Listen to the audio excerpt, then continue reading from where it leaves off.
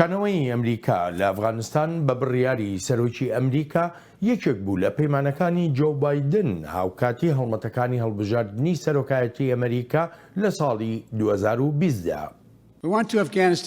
نزیکەی 20 ساڵ لەمە بەرچوونە ئەفغانستان و ئامانجەکانیشمان ڕوون و ئاشکرا بوون لە ناوبردننی ئەوانەی ڕۆژی 11 سەپتەمبری 2001 هێرشیان کردە سەرمان و دڵنیا بوون لەوەی ئەلقاعیدە نەتوانێت ئەفغانستان وەک بنکەیەک بەکاربێنێت تا هێرش بکاتەوە سەرمان. ئەوانەمان کرد بە شێوەیەکی بەرچاو ئەلقاعیدەمان وێران کردووە لە ئەفغانستان. هەرگیز دەست بەرداری دەستگیرکردنی بنلادەن نەبووین و لە ناویشمان برد. ئەوە 10 ساڵ لەمەوبەر بوو. سەرۆکی ئەمریکا جەخت دەکاتەوە لەوەی مانەوەی هێزەکانی ئەمریکا لە ئەفغانستان هیچ شتێک لە ڕەوشی ئەو وڵاتە بە شەڕوێران بووە ناگۆڕێت. هەندێک هێزی تایبەت و زۆر ئازا و بەتوانای ئەفغانستانی هەن، بەڵام ئەگەر ئەفغانستان خۆی نەتوانێت بەرەنگاری تاڵبان بێتەوە ئەوە هیچ دەرفەتێک نییە بە ساڵێک یان 5 ساڵ یان 20 ساڵی تری ئەمریکا لە ئەفغانستان گۆڕانکاری دروست بێت. هۆکارەکان زۆرن بۆ کشانەوەی ئەمریکا لە ئەفغانستان و سەرۆک بایدن لە وتارەکەی ڕۆژی دووشەممەیدا ئاماژەی بە یەکێک لەو هۆکارانە کرد. پەیمانم بەگەلی ئەمریکا داوە هەمیشە ڕاستگۆ بم لەگەڵتانە. ڕاستیەکە لەوەدایە کە ئەمەی ڕوویدا زۆر خێراتر بوو لەوەی پێشبینیمان دەکرد. جا بزانین چی ڕوویدا. ڕێبەرانی سیاسی ئەفغانستان دەستبەردار بوون و ڕایان کرد. لەشکری ئەفغانستان داڕما و هەندێک جاریش هەوڵیان نەدەدا شەڕیش بکەن. پەرەسەندنەکانی هەفتەی ڕابردوو دەبنە پاڵپشت بەوەی کۆتایی هێنان بەکاری لەشکری ئەمریکا لە ئەفغانستان بڕیارێکی ڕاست و دروستە. نابێت و ناکرێت سەربازەکانی ئەمریکا لە شەڕێکدا بکوژرێن کە هێزە ئەفغانیەکان خۆیان ناخوازن ئەو شەڕە بکەن. ئەمریکا لە پاش هێرشە تێروەرکاریەکانی 11 سەپتەمبەرەوە چووە ناو ئەفغانستان و پاش 20 ساڵ بڕیاری کشانەوەی داوە و کۆتایی بە درێژخایەنترین شەڕی ئەمریکا هێنا. هەرکی ئێمە لە ئەفغانستان هەرگیز بۆ دروستکردنی وڵات نەبووە، هەرگیز بۆ پێکێنانی دیموکراسیەتێکی یەکگرتووی نێوەندی نەبووە. تەنها بەرژەوەندی گرنگی نیشتیمانی ئێمە لە ئەفغانستاندا ڕێگەگرتن بوو لەوەی هێرشی تێرۆرکاری بکرێتە سەرخاکی ئەمریکا. هەمیشەش هەراوە بووە. چەندان ساڵە قسەم لەسەر ئەوەیە کە پێویستە ئەرکەکەمان ڕێک و ڕەوان بەرەنگاربوونەوەی تەرۆریزم بێت، نەک بەرەنگاربوونەوەی یاخی بوون و دروستکردنی وڵات. ئەمە بێلەوەی سەرۆکی ئەمریکا وەها دەڕوانێتە کشانەوە لە ئەفغانستان کە بەرپرسیارەتیەکە لە ئەستۆیدایە و ناخوازێت چیدی دوای بخات. من چوارەم سەرۆکی ئەمریکام کە سەرکردایەتی ئەم شەڕی ئەفغانستان دەکەم. 2 دیموکرات و 2 کۆماری. ئەم بەرپرسیارەتیە ناخەمە بەردەست 5ەم سەرۆک. گەلی ئەمریکا چاواشەن ناکەم و بڵێن بەمانەوەمان بۆ کاتێکی کەم لە ئەفغانستاندا. ئیتر هەموو شتێک لە وڵاتەدا دەگۆڕدرێت. خۆش هاتنەوە بۆ چاوی واشنگتن. ئەڵبەتە ئێستاشی لەگەڵدا بێ ئەم دۆسەی کشانەوەی ئەمریکا لە ئەفغانستان بابەتی هەرە گەرم و گوڕی سیاسیە لەسەر ئاستی نێونەتەوەیی. هەرچەندە ئەم کشانەوەیە چاوەڕوانکراویش بوو بە پێی ئەو ڕێککەوتن یان پەیماننامەیەی بەڕێوەبەرایەتیەکەی پێشووی داناڵد ترامپ لەگەڵ تالیباندا مۆری کرد. چاوی واشنگتن میوانداری ئاگری ئیسماعیل نەژاد نووسەر و ڕۆژنامەوان دەکات. کاک ئاگری سوپاس بۆ ئامادەبوونت.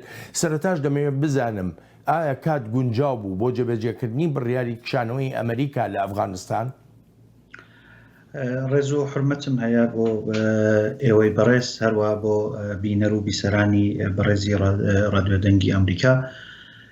ڕاستیەکی ئەکەی ئەوەیە کۆی ئەو قەیرانانەی کە لە ئەفغانستاندا هەبوو ئەگەر کشانەوەکە چەند ساڵێکی تریشی بخایان دبایە دیسان چاوەڕوانی ئەوە دەکرا کە تالیبان یا هێزێکی هاوشێوەی تالیبان بتوانێت لە مەودایەکی کەمدا پشکێکی زۆر لە هێزی سیاسی ئەفغانستان بخێتە ژێر چۆکی خۆیەوە. ئێمە لە ئەفغانستان لەگەڵ چەند دیاردە بەرەو ڕووین. یەکەم دیاردەی ئەوەیە کە ئەفغانستان لە 50 ساڵی ڕابردوو شوێنی ململانەی شۆڕەوی و ئەمریکا و دواتر شوێنی ململانەی ئەمریکا لەگەڵ گروپە تروریستیە ئیسلامیەکان بوو کە ئەمە دۆخێکی ساز کردووە کە ئەم وڵاتە بەردەوام لە ژێر چۆکی کۆمەڵێک کەسدا بووە کە بۆخۆیان پێی دەڵێن جەنگ سالاران. جەنگ سالاران هاوکات لەگەڵ ئەوە دەست و پەیوەندی دەستگا ئەمنیەکانی منتقە بوون. بەشێکیان سەر بە ئێرانن، بەشێکیان سەر بە رووسیان، بەشێکیان سەر بە پاکستانن و بەشێکیان سەر بە دەستگا ئەمنیەتیەکانی ئەمریکان. مانە هیچ کات بریاریان لەسەر ئەوە نەداوە کە بە پێی بەرژەوەندیەکانی وڵاتی ئەفغانستان هەڵسوکەوتی سیاسی بکەن، بەڵکو بە پێی ئەوەی سەر بەکام دەستگای ئەمنین هەڵسوکەوتی سیاسی دەکەن. هاوکات لەگەڵ ئەوانە دوو بابەتی تر لە ئەفغانستان هەیە کە جێگەی ئاماژەن. یەکەمەوەی کە بەشێکی زۆر لە بارەدۆخی سیاسی ئەفغانستان لەژێر کارتێکەری مافیای جیهانی موادی مخدردایە، چونکە دەبێت لە بیرمان بێ کە 70% تریاک و هێڕۆینی دنیا لە ئەفغانستان بەرهەم دێت و هەروەها پێکاتەیەکی گەندەڵی هەیە کە ئەو پێکاتە گەندەڵە وای کردووە هەم دەستی مافیای موادی مخدر ئاوەڵەتر بێ و هەم دەستی جەنگ سالاران بۆ مانەوە ئاوەڵەتر بێت. لە پاش هەموو ئەوانە ئێمە لەگەڵ دیاردەیەکی تریش بەڕۆڕووین، ئەویش دیاردەی نەبوونی قانون لە ئەفغانستانە. لە هیچ قۆناغێکدا لانیکەم لەم 50 ساڵی ڕابردووە ئێمە شتێکمان بە نێوی قانون بە باش یا بە خراپ نەبووە لە ئەفغانستان و هێز بوو بریاریەوە کە چ ڕوو بدا. بۆیە ڕوودانی ئەو بابەتانە شتێکی چاوەڕوان کراوە، نەک بەو خێراییە بەڵام چاوەڕوان دەکرا. بەڵام چاوەڕوان دەکرا. ئەی چەندێک پەیوەندی هەیە بە سیاسەتی ناوخۆیی ئەمریکا و بە تایبەتی کە هەڵبژاردنەکانی متێرم بەڕێوەن متێرم بۆ کۆنگرێسی ئەمریکا. ئەم بڕیارە چەندێک پەیوەندی بەو دۆسەی هەڵبژاردن و ئەو فشارانە هەیە کە لەسەر سەرۆک بایدن بوو. خۆی ئەمریکا لانیکەمی لە دەوری دووەمی ئاغای ئۆباماوە تا ئێستاکە تووشی جۆرێک دووبەرەکی هاتووە و هەر لایەنێک لە هەر کارێک کە حیزبی جمهوری خاکان بیکات دموکراتەکان لە دژی ڕادەوەستەوە پێچەوانەی ئەم بابەتەش هەر ڕاستە. بەڵام سەرەڕای ئەوە ئەمریکا حتا دوای 11 سپتامبریش سیاسەتی بەرەو ڕووبوونەوە لەگەڵ ئیسلامی سیاسی نەبوو، بەڵکو ئەو سیاسەتی لە ناوبردننی ئەو گروپە تێرۆریستیە ئیسلامیانە بوو کە تەماحی ئەوان کرد بۆ هێرش بکەنە سەرخاکی ئەفغانستان، سەرخاکی ئەمریکا. لێرەدا ئێمە لەگەڵ ئەو دیاردەیە بەرەو ڕوو دەبین ئەگەر بێت و لە داهاتوودا لە تا کۆنگرا تا هەڵبژاردننی کۆنگرا هێزێکی ئیسلامی لە سەرخاکی ئەمریکا یا لە ناوچەیەکدا زەربە لە بەرژەوەندی ئەمریکا بدا بەبێ گومان زۆر بە زەرەدی دموکراتەکان دەبێت. بەڵام ئەگەر ئەو ڕووداوە ڕوونەدا من پێم وایە دەتوانن دموکراتەکان لە هەڵبژاردننی داهاتوودا چ سەرۆک کۆماری چ هەڵبژاردنیان دەورەی کەڵکی خوانی لێوەرگرت. ئێستا ئەمریکا لە ئەفغانستان کشایەوە، تالیبان باڵا دەستە لە ئەفغانستاندا و ینی زۆربەی بۆچوونەکانیش بۆ ئاڕاستەیەدان کە تالیبان بۆ خۆی حکوومەت پێک بێنێ، حکوومەتێک وەکو خۆیان ناویان لێناوە کۆماری ئیمارەتی ئیسلامی. ئەمە چەندێک کاریگەری دەبێت بەسەر بژانەوەی ئەو ڕێکخراوە تێرۆریستیانەی کە ئەمریکا پێشتر لی دەدان بۆ ئەوەی هێرش نەکەنە سەرخاکی ئەمریکا، ئەلقاعیدە بە نمونە. ڕاستیەکەی ئەوەیە ئێمە لە ناو پێکاتەی تالیباندا دوو تیپ شەڕکەرمان هەیە.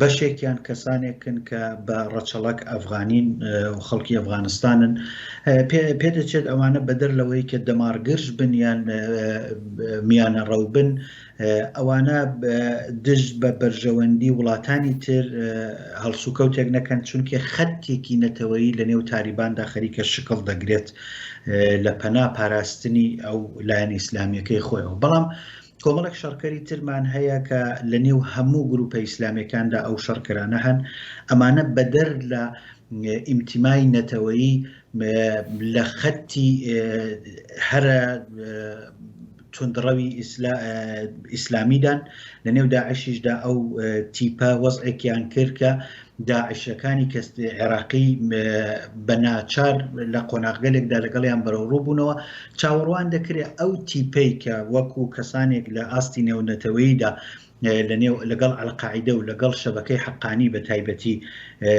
کار دەکەن، ئەو تیپە دووبارە حەول بدەن گروپ یا گروپ گەلێک کە لە ئاستی نێونەتەوەییدا کردەوەی تێرۆریستی دەکەن، ئەوانە تەقویەت بکەن تا چەندە باڵادەستن فعلەن ڕوون نییە، تا چەندە تالیبان ئیجازەی ئەو کاران پێدەدا. ئەمریکاییەکان بە پێی ڕێکەوتنە کە لە دۆحە کردویانە لەو باوەڕەدان کە ڕەنگە تالیبان ئەو ئیجازەیان پێنەدا، بەڵام من پێم وایە بە سێ تایبەتمەندی کە ئەفغانستان هەیەی یەکەمەوەی کە ئەفغانستان ناوەندی تەڕاتێنی دەستگا ئەمنیەکانی نەمەنتقەیە، دووەمەوەی ئەفغانستان ناوەندێکە کە زۆر بە ئاسانی دەتوانێت موادی مخدری تێدا بەرهەم بێت و ئەمە بێتە پشتیوانی ماڵیان، و سێهەمەوەی کە ئەفغانستان هێندێک ناوچەی شاخاوی هەیە کە دەستڕاگەیشتنی خودی ئامریکاییەکانیش بەو هەموو ئیمکاناتەوە بۆیان سەخت بوو. مەجموعی ئەمانە پێدەچێت کە ئەم گروپانە جارێکی تر ئەفغانستان بکەنەوە مەکۆیەک بۆ بارهێنانی کەسانی تەرۆریست کە لە ئاستی نێودەوڵەتەوەییدا لە دژی حکوومەت‌های ڕۆژاوا بە گشتی و تالیبان بە تایبەتی ئەمریکا بە تایبەتی چالاکی بە. ئەمە لەگەڵ هەموو ئەمانەی کە جەنابیشت ئاماژۆ پێکرد ناکرێ، ینی چاو لەوە پۆشرێکە ئەگەرێکی ئێژگار زۆر هەیە جارێکی تر ئەفغانستان بێتەوە بە زەمینەیەکی ڕەخسا و بە تایبەتی بۆ تێرۆریستە بیانیەکان کە بچن لە ئەفغانستانە بن و بیکەنە مۆڵگایەکی تر وەکو پێشتر چۆن ئەلقاعیدە دەیکردوە دەشێق ئەلقاعیدە لەوەدا ینی ڕۆڵی سەرەکی ببینێ. بەڵام لێرەدا ڕوبەڕووی پرسیارێکی ترەبینە و پرسیارەکەش لەوەدایە، ینی بە تایبەتی لە ڕۆژی یەکشەممەوە کاتێک کە تالیبان دەستی کرد بەسەر کابوڵدا، لێرە و لەوەی جیهاندا لە وڵاتانە گوێمان لەوە دەبێت دەڵێن تالیبانی ئێستا هەمان ئەو تالیبانەی ساڵانی نەوەتەکان نییە. بەڕای تۆ ئەگەر جیاوازیەکە بێ، جیاوازیەکە لە چیدایە و ئایا ئەکرێ ئەو گۆڕانکاریانەی کە باز دەکرێن ببنە جێی متمانە لەسەر ئاستی نێونەتەوەیی؟ دوو پرسیار دوو بابەتی هەیە لێرەدا کە دەبێت هاوتۆ بکرێت. یەکەمەوەی کە تالیبان لە پێش ئەوەی بەدەسەڵات بگات بەشێک لە کەسانێک کە لێیان نزیک بوون، حتا باسییان لەسەرەوە دەکرد کە خودی مەلا عومەر پێشەوەی کە بمرێ لەو باوەڕەدا بووە کە بۆ پاراستنی دەسەڵاتی ئیسلامی دەبوو هێندێک ڕێوشێن بگرنە بەر لە نێو هەمویاندا بەو شێوەیە کە ئۆسامە بن لادن هێرشی کردە سەر ئەمریکا و مەسەلەی 11 سەپتەمبر بەو شێوانە هێرش نەکرد. واتە ئەو شتێکە لە ناو کۆماری ئیسلامیدا پێیان دەکوت پاراستنی دەسەڵاتی ئیسلامی سەرتر لە هەموو بەرژەوەندیەکە. پێدەچێت تالیبان ئەو دەرسەی لە ئەو ڕووخانەی کە لە ساڵی 2001 تووشی هات ئەو دەرسەی وەرگرت بێت. ئەمە بابەتێکە ڕەنگە تالیبان لە ئاستی نێونەتەوەییدا هەڵسوکەوتی لە چاو دەورەی پێشوو منتقیتر بێ و هێندێک بریاراتی نێونەتەوەی قبول بکە بۆەوەی کە تووشی گورزی نظامی نێتەوە.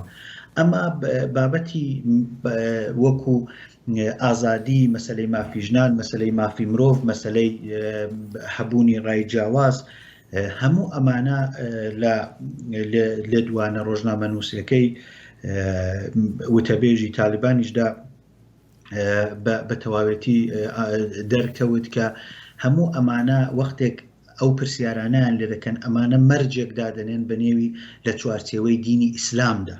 واتە ئەگەر ئەمان بێن شتێکیش بە نێوی ئازادی یا مافی ژنان یان مافی مرۆڤ تعریف بکەن، وەک چۆن لە ئێران دێنن کەلیمەکە وەردەگرن و لە چوارچێوەی دینی ئیسلامدا تەحلیل و تەفسیری دەکەن و وەکو جیاوازی فەرهەنگیش لە ئاستی نێونەتەوەی باسی لەسەر دەکەن و ڕایخواان دەستپێنن. من پێم وایە تالیبان لە ئاستی سیاسەتی نێوخۆی ئەفغانستاندا هیچ ئاڵوگۆڕێکی بەسەر نەهاتووە و هەمان کردار و ڕەفتاری کە دەبێت کە پێشتر بوویەتی دووبارە دەیبێتەوە. منتها لە ئاستی نێونەتەوەییدا بۆچی بێگومان هەڵسوکەوتێکی لە چاوجاری پێشوو منتقیتر دەبێت. کاگەگری چەند جارێک لە وەڵامەکانی پرسیارەکانی پێشوودا ینی ئاماژەت بە بازرگانی بەنگ و مخدرات دەکرد لە ئەفغانستاندا کە کێڵگەیەکی ئەجگار گەورەی بەرهەمێنانی بەنگ و مخدراتە لەسەر ئاستی جیهان. تالیبان دەتوانێت دەستبەرداری ئەو جۆرە بازرگانیە بێ، ڕێگر دەبێت لێی ینی تەنانەت وەکو لایەنێکی ئیسلامیش کە لە شریعەتی ئیسلامە ئەمە شتێکی قەدەغەکراوە و تحریم کراوە، یاخو درێژەی پێدا بەهۆی ئەوەی کە باری ئابووری ئەفغانستان بارێکی وێرانە، کەرتی تایبەت هیچ ڕۆڵێکی نییە لە برۆپێدانی ئابووریدا. سێ باس هەیە بەنسبەت ئەو بابەتەوە. یەکەم ئەوەی کە بنەمای ئابووری ئەفغانستان زۆر لاوازەوە، هاوکات بنەمای قانونی ئەفغانستان زۆر لاوازە. ئەم دوو لاوازیە دۆخێک ساز دەکات کە لە کورتخایاندا بە هیچ شێوەیەک ناتوانین هیوادار بین حتا دەوڵەتێکی غەیری تالبانیش بتوانێت دۆخی ئابووری ئەفغانستان بە ئاراستەیەکدا بەرێکە خەڵکەکەی یان دەسەڵاتدارانەکەی تەماحێکیان نەبێ بۆی کە مادەی مخدر بچێڵن.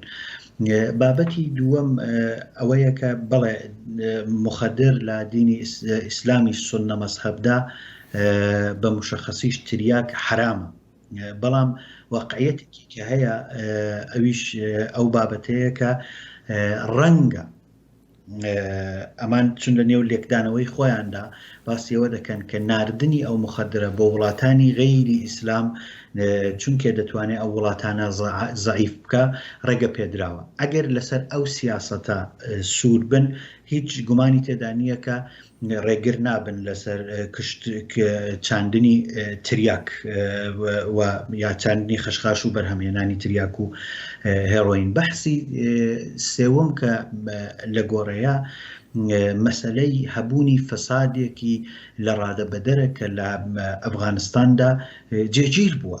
واقعیەتی ئەوەیە کە لە تەواوی ئەو 20 ساڵەیدا کە ئەمریکا لە ئەفغانستان بریاردەری سەرەکی بوو نەیتوانی بەهۆی ئەو فەسادە پێش بە چاندنی خەشخاشک بگرێ و ڕێژەی بەرهەمهێنانی تریاک لە ئەفغانستان کەم بکاتەوە. دێجا بەڕوونی من پێم وایە هیچ ڕێ تێناچێ تالیبان ئیرادەیەکی ببێ بۆەوەی کە پێش بە مادەی مخدر بەرهەمهێنانی مادەی مخدر لە ئەفغانستاندا بچیرێ. کاگاگری دەگەڕێمەوە لای جەنابەت. پاش کەوتنی کابوڵ و گەڕانەوەی تالیبان لەسەر ئاستی نێونەتەوەیش کاردانەوە هەبوون و تێکەڵیشن بە نیگەرانی لە ئەگەرە نەخوازراوەکانی دەشێت لە ئاکامی ئەم ڕەوشە نوێی ئەفغانستان بێنە ئاراوە. ئەم وڵاتە لەدەیان ساڵی پڕ لە قەیراندا ژیاوە و ئێستاش ئەفغانستان کەوتوتە ناو ئاژاوە و بێهیواییەوە. کارەساتێکی ترە بەسەر خەڵکی مێنەتباری ئەو وڵاتەدا دێت. ڕەوشی ئەفغانستان لە کۆنتترۆل دەردەچێت. لە مانگی ڕابردوودا زیاتر لە 1000 کەس کوژراون و بریندار بوون بەهۆی ئەو هێرشە بێجیاوازیانەی کراونەتە سەر خەڵکی سیڤیل لە هەرێمەکاندا. هەندێک لە هاوپەیمانەکانی ئەمریکاش ئەو بڕیاری کشانەوەی واشنگتن لە ئەفغانستان وەها سیر ناکەن کە ببێتە مای نەمانی مەترسی لەسەر بەرژەوەندیەکانیان.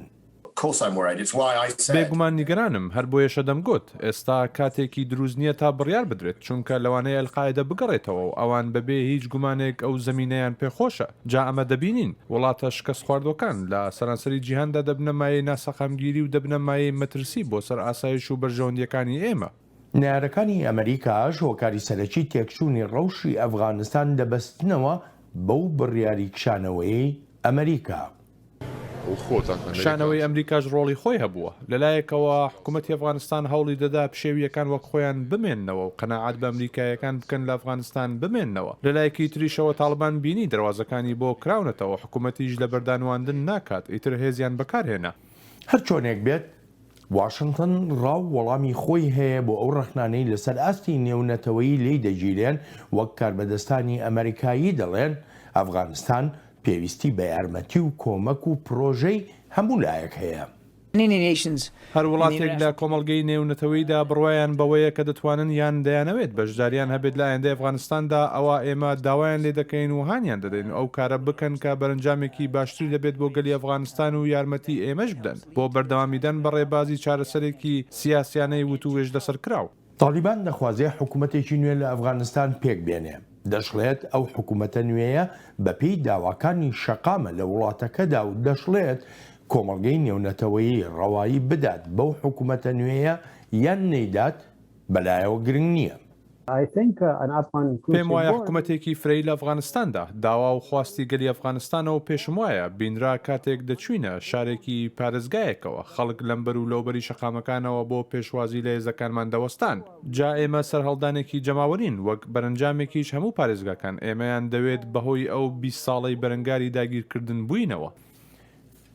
کاگاگری ئێمە بمانێ و نەمانوێت ئەم ڕەوشەنوەیە کە لە ئەفغانستاندا هاتۆتە ئاراوە لێکەوتەی زۆر دەبێت لەسەر ئاستی ناوچەکەەوە لەسەر ئاستی جیهانیش.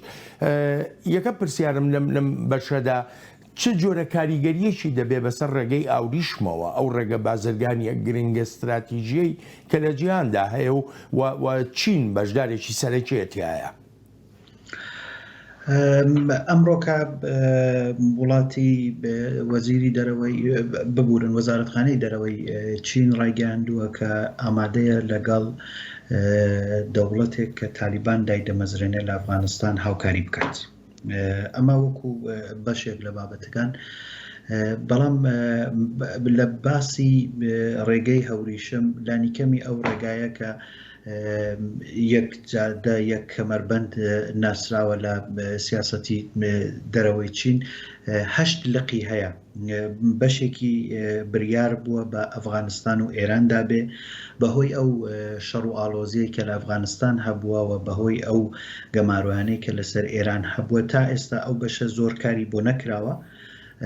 بەڵام خب دەوڵەتی چین و لەولاشەوە دەوڵەتی ئێران و دەوڵەتی کەرزایی کە ببورن دەوڵەتی غەنی کە سقوتی کرد هیوادار بوون کە لە داهاتوویەکی نزیکدا ئەم ڕێگای لقەی کە بە ئێران و ئەفغانستاندا دێ کاری لەسەر بکرێت. وەلی بە هاتنی تالیبان حتمما ئەم کێشەیە قوڵتر دەبێتەوە و چۆن چارەسەر دەکرێت معلوم نییە. بەڵام مەترسیەکی گەورەش لێرەدا دێتە گۆڕێ، ئەویش ئەوەیە کە وڵاتی چین یەکێک لە گەورەترین بربەستەکانی هەبوونی 7 ملیۆن نەفەر موسڵمانە کە هەمویان تقریبان موسڵمانی سونە مەزهەبن. تا چەندە ئەو موسڵمانانەی یغۆر کارتێکەری لە تالیبان وەردەگرن و تالیبان تا چەندە ئامادەیە یارمەتیان بدا بۆ بەرەو ڕووبوونەوە لەگەڵ دەوڵەتی چین، ئەمانە بەبێگومان پرسیارهایەکی سەرەکین کە ئێستاکە لە بەردەمی وڵاتی چیندایەوە دەبێ لەگەڵی بەرەو ڕوو بێتەوە. بەڵام ڕوون نییە ئەوەی کە ڕووناوەیە کە ئەو جادەیە لە قۆناغی ئێستادا هەم لە بەرخاتری هەڵسوکەوتی ئێران لە ڤیەن کە دانوستانی ڤیەنی بە جۆرێک هەڵپەساردووە و هەم لە بەرخاتری هەبوونی تالیبان لقێک کە بە ئەفغانستان و ئێراندا دەهات کەوتۆتە قۆلەوە و معلوم نییە کەی کاری لەسەر دەکرێت. بەروی بێمە سەردۆسەی کۆماری ئیسلامی ئێران دەمەوێتەوە بزانم، یعنی ئەم بڕیارەی ئەمریکا بەڕای جەنابەت چەندێک پەیوەندی هەیە بەو ململانیی نێوان واشنگتن و بێژینگەوە کە لەسەر باری ئابووری هەیەە، چووکە هەم لێرە هەم لە دەرەوەش ئاماژە بەوە دەکرێت کە دەڵێن بڕیارەکە زیاتر پەیوەندی بۆ ڕێگە ئاوریشمەوە هەیە و پەیوەندی بەوە هەیە کە سنوورێکدا بنرێ بۆ ئەو پێشڕەویە ئابووریانەی کە وڵاتی چین دەیکا. لە 2 ساڵی ڕابردوودا دەرکەوتووە کە ئەمریکا بەرامبەر بە چین سیاسەتی بازدارندگی گرتوتە بەر بۆ معنایی کە وەک چۆن لە قۆناغگەلێکدا لە ڕووی سیاسی و ئیدئۆلۆژیکەوە پێشی بە شۆڕەوی دەگرت کە پێشی بە سۆڤێت دەگرت، لە ڕووی ئابووریەوە ئەمریکاش سیاسەتێکی هاوشێوەی ئەو پێشگرتنە ئیدئۆلۆژیکەی گرتوتە بەر بەرامبەر بە چین. هاوکات لەگەڵەوە ئەفغانستان لە 50 ساڵی ڕابردوودا باتڵاقی زلهێزەکان بووە، ینی هەر زلهێزێک چۆتە ئەفغانستان تێیچەقیوە و زۆر بە سەختی ڕزگاری بووە، هەم ئەمریکا و هەم رووسیا یا سۆڤێت کە کاتی خۆی ئەویش بۆ نزیک بە 10 ساڵ لەوێ لە ئەفغانستان ماوە. واقعیەتی ئەوەیە ئەم بابەتانە وای کردووە کە ئەفغانستان گۆڕەپانێکی ململانێ بێ، گۆڕەپانی ململانێ بینی ئێران و ئەمریکا، گۆڕەپانی ململانێ بینی رووسیا و ئەمریکا، گۆڕەپانی ململانێ بینی هند و پاکستان و گۆڕەپانی ململانێ بینی چین و ئەمریکا. جا لێرەدا ئەمریکا لە ئێستا کە ئێمە پێکەوە قسە دەکەین لە باتڵاق و لە خەمخۆرکی ئەفغانستان ڕزگاری هاتووە، بەڵام ئایا چین دێتە نێو ئەو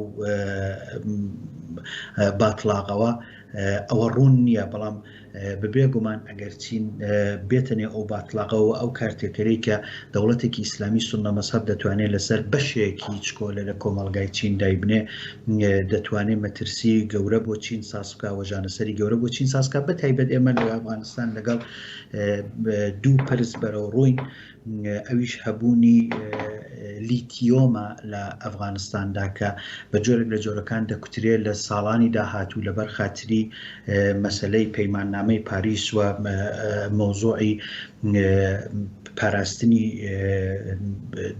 کەشوهەوا لیتیۆم کە بەکار دەبنرێ بۆ باتری تایبەتمەندێکی تایبەتی دەبێت ئەفغانستانێک لە وڵاتانەیە کە لیتیۆم و تیتانیۆمێکی زۆری هەیە سیر نییە چین ئەو تەماحانە ببێتە هۆکاریەوەی بچێتە ناو سیاسەتی وڵاتەوە زیاتر حزور پەیدا بکە بەڵام تەجروبە سابتی کردووە کە زلهێزەکان لە ئەفغانستان بە چۆک دادن ئەگەر چین بچێ من پێم وایە چارەنووسێکی باشتر لە ئەمریکا و لە رووسیای نابێت. ئەی بۆ کۆماری ئیسلامی ئێران چۆن کاگاگری ئایا ئەم دەوڵەتە ئیسلامیە سوننەگەرایەی تالیبان ئەو ژانەسەرە بۆ ئێرانیش دروستەکە؟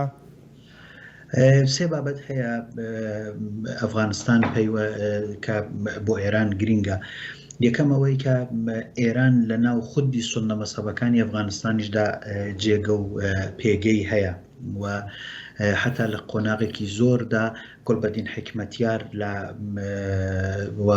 بورهانەدین ڕەبانی هەردووکیان لە ئێران ژیاون و بێجگە لە سەردەمی جیهادی ئەفغانستان لە دوای ئەوەی کە تالیبان دەسەڵاتی بەدەستەوە گرت.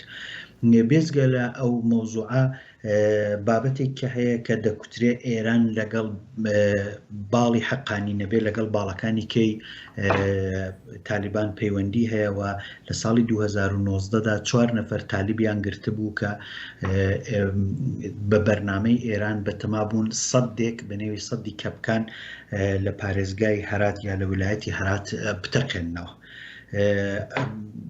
ئەمە هاوکاتە لەگەڵ ئەوەی کە لە ناو شیع مەزهەبەکان و بەشێک لە فارسە سونە مەزهەبەکان کە بە جۆرێک لە جۆرەکان بنەماڵەی ئەحمەد شا مەسعود سەرکردایەتی دەکا ئێران لەوێژدا نفوزی هەیە واتە ئێران چەندین کارتی پێیە کە لە بەرامبەر تالیباندا یاری پێ بکە کە ئەمە ڕەنگە مەترسی تالیبان بۆ سەر ئێران کەمتر بێ بەڵام تالیبان یەک کارتی گرنگی پێیە کە لانیکەمی من نەمدیوە نە لە میدیای فارسی و نە لە میدیای کوردیدا ئاماژە بۆ بابەتە بکرێ لە ئەفغانستان باڵادەستی ئاوی سەدێکە بە نێوی سەدی دووستی ئێران و تورکمەنستان ئەو سەدە 70% ئاوی مەشهد پێک لە 70% ئاوی مەشهد لەو سەدەوە دابین دەکرێت. ئێستا 300 لەسەر ئەو چۆمە لێ دراوە سەدی دووستی هند و ئەفغانستان سەدی دووستی کەپکان و سەدی سەلمە مەجموعەی ئەو 300 وەزعیەتێکی کردووە کە ئەفغانستان دەتوانێت بە تەواوێتی ئاوی ئەو چۆمە کۆنتترۆل بکە و ئەمەش قەیران بنێتەوە بۆ مەشهد کە دووەمین شاری گەورەی ئێرانەوە گەورەترین شاری هەم لە ڕووی ئاینیەوە هەم لە ڕووی هەستی ملی فارسەکانەوە شارێکی معتەبەرە. ئەگەر تالیبان کە غەنی دەیویست یاری بەو کارتە بکە ئەگەر تالیبان یاری بەو کارتە بکە دەتوانێت ئێران تووشی ژانەسەرێکی گەورە بکات. بەڕای جەنابن ناکۆچی لەسەر ئاو دەبێتە بەشێک لەو گرفتە گەورەی کە تاران پێوەی دەگلێ لەگەڵ کابوڵی تالیبانە؟ من دڵنیام کە تالیبان بی هەوێت یانەی هەوێت ناچارە کارتی ئاو لە دژی ئێران بەکاربێنێ و قەیرانی ئاو لە ئێستادا گەورەترین قەیرانی بێدەنگی خاوەرمیانەیە بەڵام لەبەر خاتری ئەوەی کە چاوی میدیا لەسەری نییە زۆر گرنگی پێنادرێ بەڵام تالیبان ناچارە لە بەرابەر ئێراندا چونکە ئێمە دوو باڵمان هەیە لە ئێران بریاردەرن باڵێکیان دەستگا ئەمنیەکانە تالیبان ئەگەر پەیوەندیەکی ببێ لەگەڵ دەستگا ئەمنیەکان هەیەی باڵی دووەم مەلاکانی ناو دەستگای دەسەڵاتدارێتی شیعی ئێرانی مەلاکانی ناو دەسەڵاتدارێتی شیعی ئێرانی زۆر ڕادیکالتر لە دەستگا ئەمنیەکان بیر دەکەنەوە و درەنگ یازوو پێکدادانێکی فکری لە بینی ئیسلامی شیعی ئێرانی و لەگەڵ ئیسلامی تاالبان ڕوودەدا لەسەر دەستی مەلاشعەکانیش ئەو بابەتە ڕوودەدا نەک لەسەر دەستی دەستگا ئەمنیەتەکانی جمهوری ئیسلامی چون ئەمان پراگماتیسترن لە مەلاکان بۆیە دڵنیام کە تالیبان کارتی ئەو لە دژی جمهوری ئیسلامی بەکاردێنێت کاگاگری یەک پرسیاری تر بەڵام زۆر بە کورتی ئەگەر پێم بڵێ لەم قۆناغەدا لە ئێستادا کە بنوت و ئەم بەنامەی تیادا دەکەین کامیان گرنگترە کرانەوەی تالیبان بەڕووی کۆمەڵگەی نێونەتەوەیە یان بە پێچەوانەوە کرانەوەی کۆمەڵگەی نێونەتەوەیی بەسەر ئەفغانستانی تالیبانە کۆمەڵگەی نێودەوڵەتی ڕایگەاندووە کە ئەفغانستان کە تالیبان قبول دەکات ئەمڕۆکە سەرۆک وەزیرانی بریتانیا بەپانەوە لە پارلمانەکەی کوتی ئێمە دەبێت چاوەڕێی ئەو بین کە ئەفغانستان تالیبان چەندە بریارەکانی خۆی دەباتە سەرەوە چەندە بەکردەوە ئەو قسانەی کە دەیکا تێبەجێ دەکات بۆیە یەکێتی ئوروپاش هەمان هەڵوێستی هەیە ئەمریکاش هەمان هەڵوێستی هەیە کەوایە بەبێ گومان کۆمەڵگای جیهانی خۆی ساز کردووە بۆ قبولکردنی تالیبان وەم پێشم وایە تالیبانیش ئەوەی قبول کردووە کە مەجبورە ڕوو بە کۆمەڵگای جیهانی بکرێتەوە بەڵام ئاستی نێوخۆی ئەفغانستاندا هیچ جاڵگۆڕە بەسەر خۆی نایێت کاگاگری دەگەڕێمەوە بۆ لات تالیبان لە ساڵی 1996ەوە بۆ 5 ساڵ فەرمانڕەوای ئەفغانستان بووە ئەو ئەزمونە وهای کردووە خەڵک بەگشتی و بە تایبەتیش ژنان و کچان گەشبین نەبن ئەم خانمە بەسەرهاتی چەند ڕۆژێک لەمەوە بەرمان بۆ دەجێڕێتەوە چەند کچێک لە ناو ماشێنێکدا بوون لە خوێندنگەکەیانەوە دەڕۆشتنەوە ماڵی خۆیان لە ڕێگە تالیبان ڕایان دەگرن و بە قامچی لیان دەدەن چونکە سۆلەکانیان کراوە بووە و تالیبان پێیان وتون بۆیە ئەو جۆرە سەرپایانە لە پێدەکەن تا سەرنجی کوڕە گەنجەکان ڕابکێشن بیرکردنەوە لەو 5 ساڵەی فەرمانڕەوایەتی تالیبان باسێکە ژنان و کچانی ئەو وڵاتە دەخاتە بەردەم پرسیارگەلێکەوە سەبارەت بەوەی ئەبێ بۆ لەمەوە دووە ڕەوشیان چۆن بێت هیچ ژنێک ڕێگەی نەدەدرایە بچێتە بازار بەبێ ئەوەی پیاوێکی لەگەڵدا بێت ئەوەی پیاوی لەگەڵدا بوو کێشەی نەبوو ئەی ئەوانی پیاویان نەبوو چیان بەسەردا دەهات چۆن ژیانی ڕۆژانیان بەسەر دەبرد ئەی ئەو ژنەی مێردی نییە زۆرێک لە ژنان تەمەنیان 20 تا 25 ساڵە و هاوسەرەکانیان کوژراون و کەسیان نەماوە ئیتر ئەمانە چۆن و چ ژیانێک بەسەر دەبن چالاکوانانی داکۆچی لە مافەکانی ژنان دەکەن لە ئەفغانستان کەوتونەتە بەرنامە ڕێژی بۆ کار و ئەرچی ئایندەیان کاتێک دەبینم لەسەر لێوارەکانی لە دەستدانی هەموو شتێکداین بەڕاستی بێڵم هەموو هیوایەکم لە دەستدا دەمەوێت هەوڵ دەدەم لەگەڵ هاوڕەکانمدا پێکەوە بین و قسە لەسەر ئایندەی خۆمان بکەین تا هەر کەسێکمان بەبێوەیی دەرباز بوو لەم ڕەوشە ئەوە پلانەکانمان جێبەجێ بکات تەنانەت داوای گەردنازاییشم لە هەندێک لە هاوڕەکانم کردووە چونکە بە هاتنی تالیبان هیچ یەکێک لە ئێمە ڕزگاری نابێت دەزانم هەمومان دەکوژرین سەرۆکی ئەمریکا لە وتارەکەی ڕۆژی دووشەممەیدا لەسەر ڕۆژی ئەفغانستان ئاماژەیەشی بەوە کردووە کشانەوەی سەربازە ئەمریکاییەکان بە مانای دەسەڵگرتن نییە لە پشتیوانی ئەفغانستان. بەردەوام دەبین لە پشتیوانیکردنی گەلی ئەفغانستان لە ڕێی دیپلۆماسی و کاریگەری نێونەتەوەیمانەوە و لە ڕێی کۆمەکە مرۆیەکانەوە بەردەوام دەبین لە هەوڵی دیپلۆماتی ناوچەکەدا بۆ ڕێگەگرتن لە تونند و تیژی و ناسەقامگیری باشکرایی قسەمان لەسەر مافە بنچینەیەکانی گەلی ئەفغانستان دەبێت بە تایبەتیش لەسەر مافی ژنان و کچان بە ڕاشکاوی وتومە دەبێت مافەکانی مرۆڤ ناوەڕۆکی سیاسەتی دەرەوەییمان بێت کارکردن لەسەر ئەمە بە شەڕی بێکۆتایی لەشکری نییە بەڵکو لە ڕێی دیپلۆماسی و ئامرازی ئابووری و کۆکردنەوەی جیهانە لەگەڵ هەڵوێستی خۆماندا. کاک ئاگری جەنابەت چه جۆرە هەڵسەنگاندنێکت هەیە بۆ کاری لەمە و دوای ڕێکخراوە سیڤیلیەکانی کۆمەڵگەی سڤیل ئەو ڕێکخراوانەی کە داکۆچی لە مافەکان دەکەن دەتوانن ئەرکەکەی خۆیان بە هەمان هەر هیچ نەبێیانی بە هەمان ئەو ئەندازەیە کە لە ساڵی 2001ەوە دەستیان پێکرد بوو درێژە پێ بدەن؟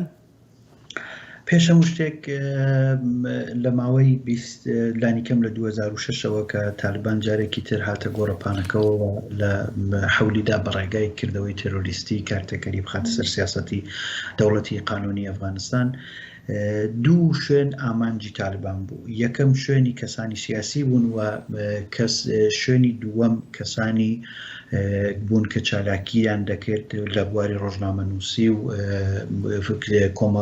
پەروەردەکردنی ژنان واتە کۆمەڵگای سیڤیل بوو.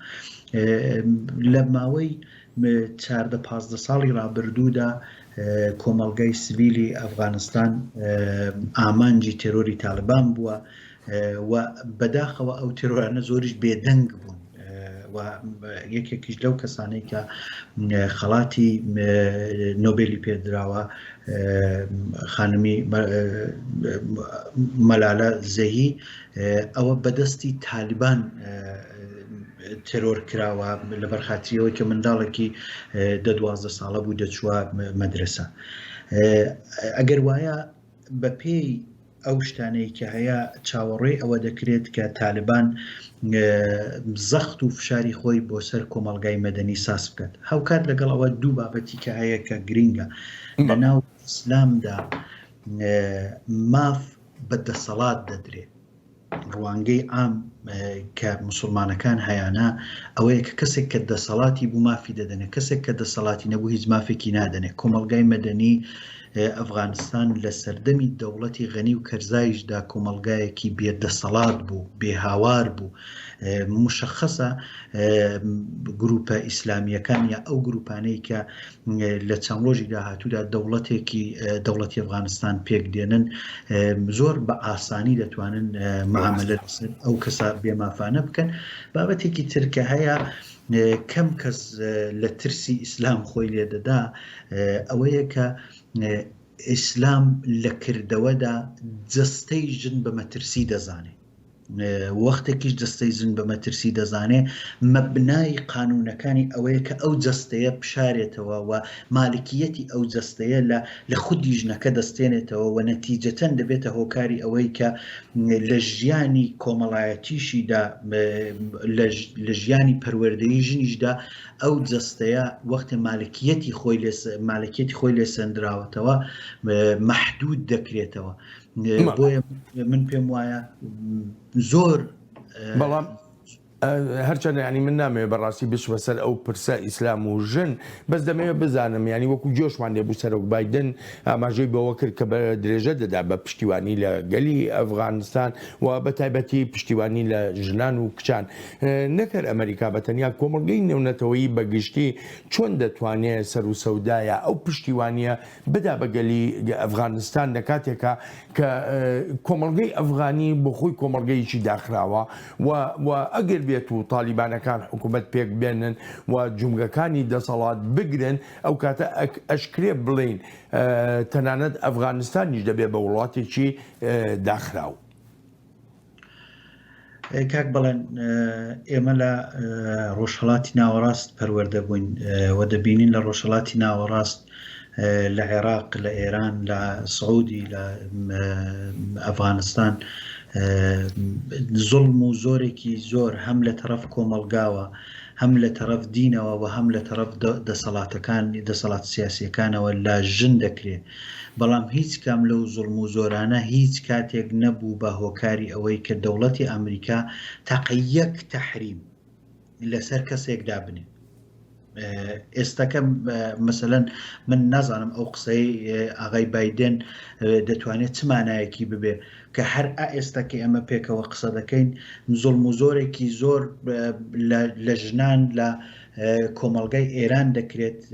بەڵام تا ئێستا لە 42 ساڵی ڕابردوودا ئێران لە زۆر بوارەدا لەلایەن ئەمریکاوە تەحریم کراوە، بەڵامی بۆ یەک جاریش ئێران لەسەر مافی ژنان لەلایەن ئەمریکا تەحریم نەکراوە.